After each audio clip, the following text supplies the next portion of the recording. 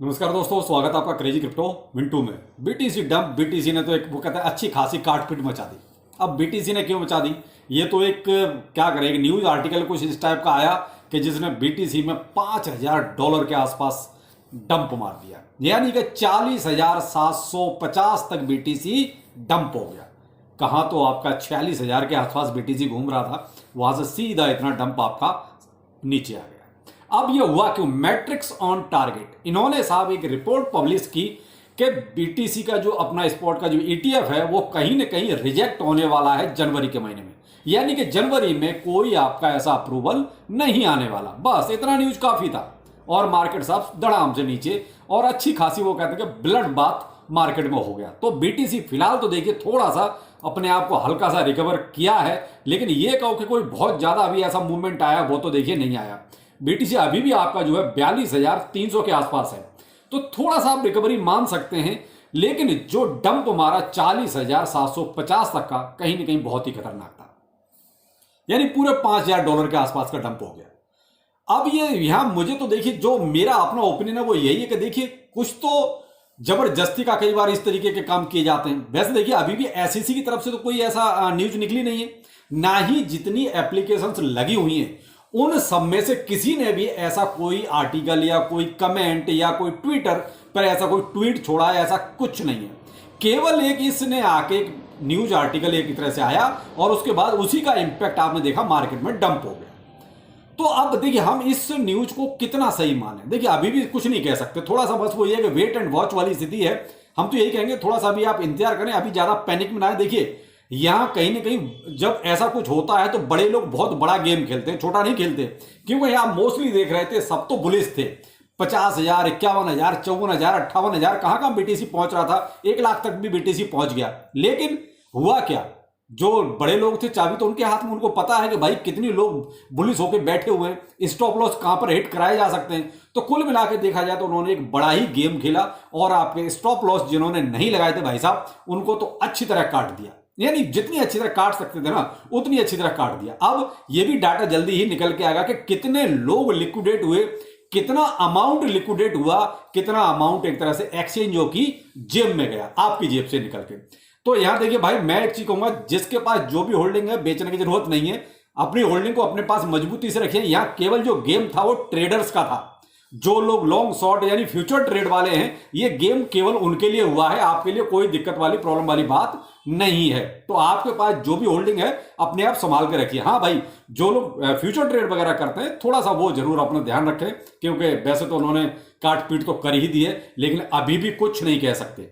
कोई इस तरह की पैनिक न्यूज आ गई तो मे भी जो है बीटीसी और भी आपको नीचे दिखाई दे सकता है। बाकी वो ब्लॉकचेन की तरफ से तो आप ये मान लीजिए उन्होंने 38,000 और 36,000 की प्रेडिक्शन भी करनी शुरू कर दी, यानी कि जुम्मे जुम्मे अभी 1 घंटा भी ढंग से नहीं हुआ और प्रेडिक्शन आपकी 38,000 और 36,000 की भी आने लगी। ये मेरा प्रेडिक्शन नहीं है, ये वो ब्लॉकचेन की तरफ से एक प्रेडिक्शन आया है, तुरंत ही आ गया कि साहब अब बीटीसी आपका 38,000 और 36,000 तक जाएगा।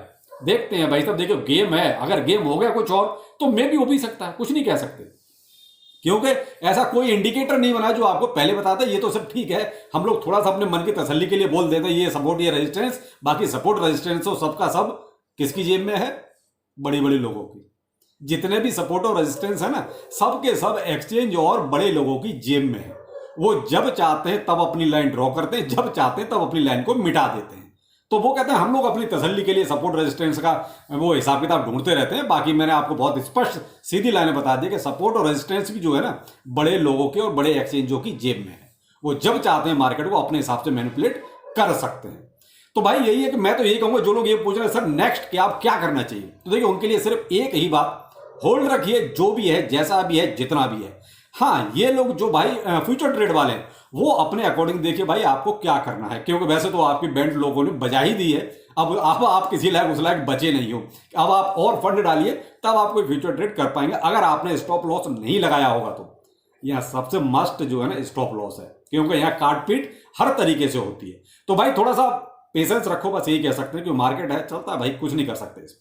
और इसके साथ भी देखिए अपडेट भी थे जो मैंने इससे पहले आपको अपडेट दिया था कि बाइनेंस के लॉन्च पूल पर एक और नया टोकन जो है आपका आ गया है, वो है XAI। ये नहीं कि ये आपका XAI गेम्स, ये एक लॉन्च पूल पे आ रहा है और इसके बारे में मैंने आपको जब ये लॉन्च हुआ था आपसे करीब ये जब न्यूज़ फ्लैश हुई थी लगभग 3.5 घंटे पहले, मैंने तभी आपको ये चीज़ बता दी थी। और वहाँ आपको एक चीज़ और भी कही थी कि देखिए बीएनबी का प्राइस बढ़ेगा, तो उस टाइम बीएनबी का प्राइस लगभग जो है $10-12 के आसपास बढ़ा भी था। लेकिन अब तो भाई साहब ये कुछ गेम ही अलग चल रहा है, तो अब तो भाई थोड़ा सा बीएनबी भी देखिए उसी हिसाब से गिरेगा भी। लेकिन क्योंकि अब यहाँ पर स्टेकिंग होगी भाई XAI के लिए आपका FDUSD और TUSD और आपका BNB, भाई इनकी स्टेकिंग होगी, तो इस वजह से देखिए बीएनबी का प्राइस तो हो सकता है फिर से जल्दी रिकवर कर जाए। लेकिन अभी भी देखिए मार्केट में मुझे वो चीज नहीं लग रही कि साहब कोई बहुत ज्यादा कोई पैनिक क्रिएट होने वाला है, क्योंकि मुझे लगता है रिकवरी भी जल्दी होनी चाहिए। मान लिया जनवरी में मान लीजिए ये रिजेक्ट हो रहे हैं, लेकिन भाई आगे तो क्लियर होने ही होने, तो आप ये कहोगे जो लोग BTC लेके बैठे हैं वो इतनी जल्दी सेल कर देंगे, नहीं भाई, कोई पॉसिबिलिटी ऐसी नहीं है। ये केवल ट्रेडर्स हैं जो आपके पैनिक जिनके लिए हुआ है। तो ये रिकवरी भी मुझे लगता है कि बहुत जल्दी होनी चाहिए। जो मार्केट आपका आज डंप हुआ है, तो भाई ये जो नया टोकन बाइनेंस पर आया है इसका भी थोड़ा ध्यान रखिएगा, XAI का। और जो आज एक दोपहर में एक न्यूज जो चली कॉइन DCX को लेके, देखिए साहब चल तो रहा है सब कुछ, लेकिन मैंने उसके बारे में कई सारे कमेंट भी किए और मुझे रिप्लाई भी मिला सुमित की तरफ से। तो देखिए जो चीजें चल रही है वो कुछ कहीं ना कहीं अभी भी फिट नहीं बैठ रही है। देखिए कॉइन DCX की तरफ से जो रिप्लाई आ रहा है वो आ रहा है वेबसाइट को लेकर कि हमारे जैसी बहुत सारी फेक आइडियो से और फेक नाम से जो है वेबसाइट्स बनी हुई है, कहीं उसी के जरिए कोई फ्रॉड हुआ है। लेकिन आप एक क्लियर उस जो न्यूज आर्टिकल है उसमें अगर आप देखेंगे तो उसमें लिखा हुआ है कॉइन DCX ऐप। तो अब कॉइन DCX ऐप के जरिए सब हुआ है, तो फिर कहीं ना कहीं बात मैच नहीं करती। और मैंने इसके बारे में सुमित से पूछा भी कि भाई ये ऐप की बात है ना कि वेबसाइट की बात है, तो क्या ऐप कोई और भी फर्जी तरीके से चल रहा है क्या? लेकिन इसके बारे में मुझे सुमित ने कोई रिप्लाई नहीं दिया। तो थोड़ा सा कहीं ना कहीं थोड़ा मिसमैच तो हो रहा है। मैं ये नहीं कह रहा हूं कि हाँ सब कुछ गलत है या सब कुछ सही है, लेकिन मेरी बातों का मुझे पूरा जवाब नहीं मिला। मैंने ये भी पूछा क्या दिल्ली पुलिस ने कॉइन DCX से या आपके फाउंडर को फाउंडर जो भी हैं उनसे कोई पूछताछ हुई है, तो देखिए अभी तक ऐसा नहीं हुआ है। तो कुछ आधी अधूरी जानकारी मुझे मिली है जो उन्होंने रिप्लाई में दिया है। बाकी और जैसे भी जो भी रिप्लाई आएगा मैं आपको जरूर दूंगा। लेकिन भाई देखिए अभी भी वही है कि थोड़ा सा वेट एंड वॉच वाली स्थिति हो गई।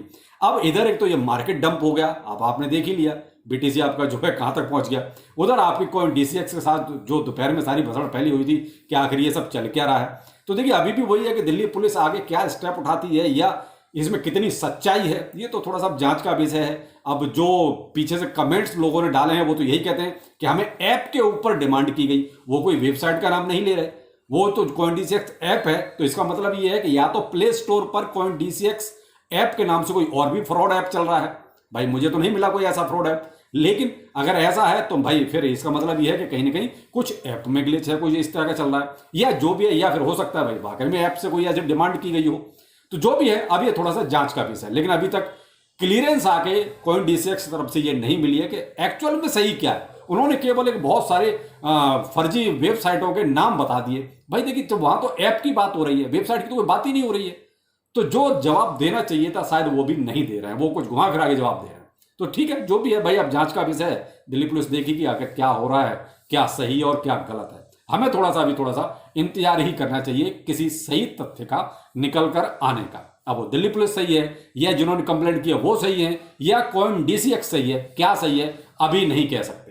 तो अभी थोड़ा सा वेट एंड वॉच वाली स्थिति हो गई है। तो आप थोड़ा सा देखिए कॉइन DCX पर आप अपना कर सकते हैं जो भी करना चाहें, अभी डरने की बात नहीं है। लेकिन हाँ जब अगर कोई न्यूज ऐसी निकल के आती है जो वाकई में पैनिक वाली है तो जरूर आप थोड़ा सा अलर्ट जरूर है। बाकी मार्केट में देखिए पैनिक हो रहा है जरूर, ये बात बिल्कुल सही है, लेकिन मैं तो यही कहूंगा थोड़ा तसल्ली रखें, थोड़ा सा पेशेंस बना के रखें। ये केवल ट्रेडर्स के लिए काटपीट हुई है, लॉन्ग टाइम होल्डर्स के लिए कोई प्रॉब्लम नहीं, वो थोड़ा सा होल्ड रख सकते हैं। और बाकी लेटेस्ट अपडेट के लिए ट्विटर ज्वाइन कीजिए, क्योंकि बहुत कंपलसरी है, क्योंकि वीडियो तो जब बनेगा तब बनेगा, लेकिन आपको रिसेंट तुरंत ही जो भी न्यूज आपको मिलेगी वो ट्विटर पर ही मिलेगी। तो ये रहा मेरा ट्विटर हैंडल, बाकी इसको आप ज्वाइन कर लीजिए। चलिए फिर मिलते हैं, नमस्कार।